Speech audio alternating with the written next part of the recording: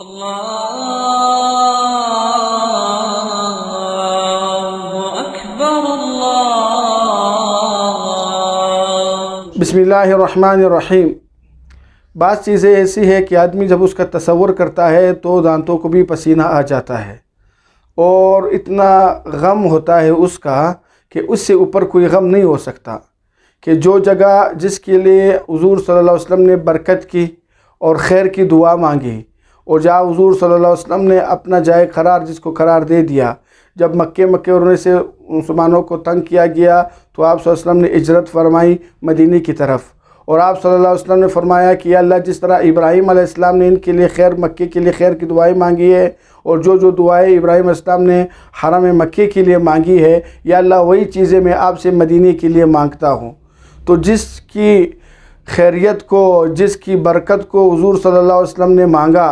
اور جو حضور صلی اللہ علیہ وسلم کی ایک خواہش تھی کہ ہمیشہ بابرکت جگہ رہے، ایسی پاک اور مقدس جگہ کو جہاں پر انسانوں کا یہ خود جو گناہگار انسان ہوتے ہیں ان کی یہ دلی خواہش ہوتی ہے کہ اپنے گناہ کو دھونے کے لیے ایسی جگہ چلے جائے جہاں سے ہم یہ گناہ دھو دیں اور ہمارے گناہ ختم ہو جائے، وہاں پر آپ گناہوں کے مجالس قائم کر رہے ہو، اور ایک گناہوں میں بھی وہ گناہ جو اعلیٰ قسم کا گناہ ہے، اور جو گناہوں کی پوری گناہوں کے ایک سیریز ہے سلمہ گر، آپ اس میں کیوں کھول رہے ہو؟ تو کیا یہ حضور صلی اللہ علیہ وسلم کی وصیتوں کے ساتھ آپ مذاق نہیں کر رہے ہو؟ کیا یہ حضور صلی اللہ علیہ وسلم کی وصیتوں کو آپ نے بلا دیا؟ یہ حرمین شریفین صرف آپ کی ملکیت نہیں ہے، اس وقت مفتی کفایت اللہ صاحب نے کہا تھا، اور اس کے ساتھ سید سلیمان ندوی نے کہا تھا کہ پورے جو حرمین شریفین ہے اس کو پورے مسلمانوں کی نگرانی میں دے دیا جائے۔ یہ صرف سعود کی خاندان کے لیے نہیں ہے۔ یہ جو ملک کا نام آپ نے لگا ہے اہل سعود، اصل میں یہ سعود ہے نہیں، یہ حجاز ہے۔ حضور کے زمانے میں بھی یہ حجاز ہے اور اب بھی یہ حجاز ہے۔ کسی نے آج تک ملک کے نام کو اپنے خاندان کے ساتھ منسوب نہیں کیا، اور آپ نے منسوب کر دیا تو، لیکن حرمین شریفین تو آپ کا نہیں ہے، وہ تو پورے مسلمانوں کا ہے۔ اور اس وقت جب لوگوں نے آواز اٹھائی، مفتی کفایت اللہ صاحب تھے، سید سلیمان ندوی تھے، اور مسلمانوں نے آواز اٹھائی کہ اس کو مسلمانوں کی عالمی نگرانی میں دے دیا جائے، ہر ملک کے فوج یہاں پر موجود ہو، اور ان کی حفاظت کے لیے کچھ شرطیں رکھی جائے، مکہ ہے، مکرمہ ہے، ان شہروں کے دونوں کے لیے۔ لیکن شاہ عبدالعزیز نے ان کی بات انسنی کو انسنی کر دیا اور سب کو ختم کر دیا، اور آج نتیجہ یہ نکلا کہ پہلے سے آپ تو یہودیوں کو کہنا مانتے تھے، اور شروع ہی سے آپ نے ٹھکانے دیے، اور اس کے ہزاروں فوج کو اپنے ملک میں بسا دیا، جس کے بارے میں حضور نے فرمایا کہ مشرکین حرمین میں داخل نہیں ہو سکتے۔ آپ نے مشرکین میں سے یہودیوں کو یہاں پر ٹھکانے دیے اور یہاں پر ان کو بسا دیا۔ اب اس پر اور قیامت ہے کہ اس کے جو بھی اقدامات ہیں دن بدن آپ اس کو مانتے جا رہے ہو، اور مسلمانوں کے سینوں پر ایک خنجر لگا رہے ہو، اور آپ کا نیا اقدام مسلمانوں کے دلوں کو زخمی کر رہا ہے۔ پھر آپ کے اقدامات سے دوسرے جو عرب ممالک ہیں وہ بھی اثر اٹھا رہے ہیں۔ دبئی میں کوئی مندر کھول رہا ہے، کوئی کسی اور غلط چیزوں کو افتتاح کر رہا ہے، جب وہ آپ کو دیکھتے ہیں کہ ہمارے بڑے اس طرح کرتے ہیں اور وہ یہودیوں کے اوہو بہو نقش قدم پر چلنے والے ہیں، تو ان کی دیکھا دیکھی وہ بھی آپ کی تقلید میں لگتے ہیں، وہ بھی آپ کی تقلید کرتے ہیں۔ اور یہ ایک حرمین شریفین جیسے مقدس علاقے کو آپ نے اتنا غلط چیز کا ابتدا کر دی، اتنی پاک چیز اور ناپاک چیز کو آپ ملاتے ہو، کیا یہ دونوں چیزیں جمع ہو سکتی ہیں؟ پاکی ناپاکی کو آپ ملا رہے ہو، ایک پاک چیز میں آپ ناپاک چیز ڈال رہے ہو، اور ایک مدینہ جیسے پاک، مدینہ منورہ جیسے پاک چیز میں آپ سلمہ گر کے ابتدا کر رہے ہو۔ یہ آپ کا مقصد تو صرف یہ ہے کہ یہودیوں کی نزدیک اور کافروں کے نزدیک اپنی عزت بڑھاؤ، حالانکہ قرآن کا صاف فیصلہ ہے ایبتغون عندهم العزہ، کیا تم یہ چاہتے ہو کہ تمہاری عزت یہودیوں کے سامنے رہے؟ حالانکہ عزت جو ہے وہ وللہ العزت الجمیع، کہ عزت تو اللہ کے ہاتھ میں ہے۔ آپ جتنے اللہ کے احکامات کو مانیں گے، حرمین کی حفاظت کرو گے، اللہ اتنی عزت دے گا۔ اور جتنے آپ کافروں کے لیے جا رہے ہو، آپ اپنی عزت کو خراب کر رہے ہو، اپنے امیج کو خراب کر رہے ہو، اپنے نام کو ایک بدنام کر رہے ہو، اور پورے اپنے نہیں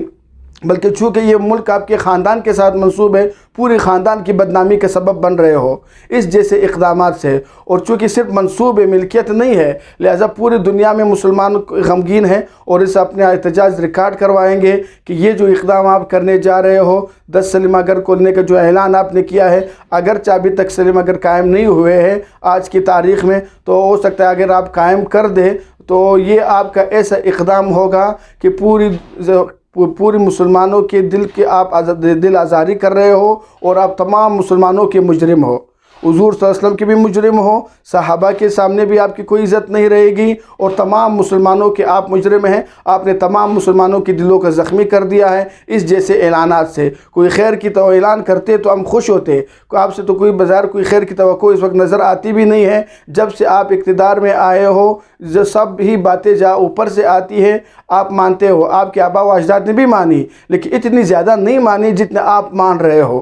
تو اتنی غلامی اور اتنا ان کے سامنے جا کر اپنے آپ کو ذلیل کرنا یہ آپ جیسے شہنشاہوں کو اور آپ جیسے شہزادوں کو زیب نہیں دیتا۔ اور حرم جیسے پاک جگہ کو جس کے بارے مدینہ منورہ کے بارے میں حضور صلی اللہ علیہ وسلم نے فرمایا اگر یہاں پر کوئی شکار کرنے آئے تو اس کے سامان کو چھین لو،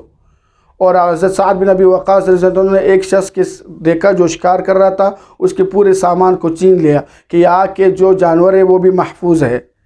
یہاں پر آپ شکار نہیں کر سکتے، یہ حرم ہے۔ اگرچہ فقہی لحاظ سے مکے کے حرم اور مدینہ کے حرم میں فرق ہے، وہاں پر شکار کرنے کا جو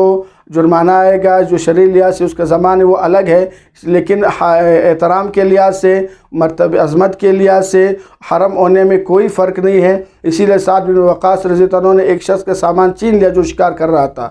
شکار کرنے کی گنجائش و شرح ہے لیکن وہ اس کے ادب اور احترام کے خلاف ہے کہ آپ مدینہ منورہ میں بھی شکار کر لیں۔ تو جس کو شکار کرنے کو بھی حضور صلی اللہ علیہ وسلم نے ناپسند کیا اسی میں آپ سینما گھر بنا رہے ہو اور وہی بے حیائی کے اڈے یہاں پر کھولنا چاہتے ہو۔ انفرادی گناہ سے آدمی گناہ کر لے اس کا اتنا وبال نہیں ہوتا، نہ ہی وہ دوسروں تک اثر انداز ہوتی ہے۔ آپ کی انسان جب بھی انفرادی گناہ کرتا ہے اس کا الگ معاملہ ہے، لیکن جب ایک اجتماعی گناہ ہو اور ایسا گناہ ہو جس میں سارے مسلمانوں کی دل آزاری ہوتی ہو تو اس کی پکڑ اور اس کا عذاب بھی بڑا سخت ہوگا، اس کی پکڑ سے بھی انسان بچ نہیں سکتا۔ القارعة ما القارعة وما أدراك ما القارعة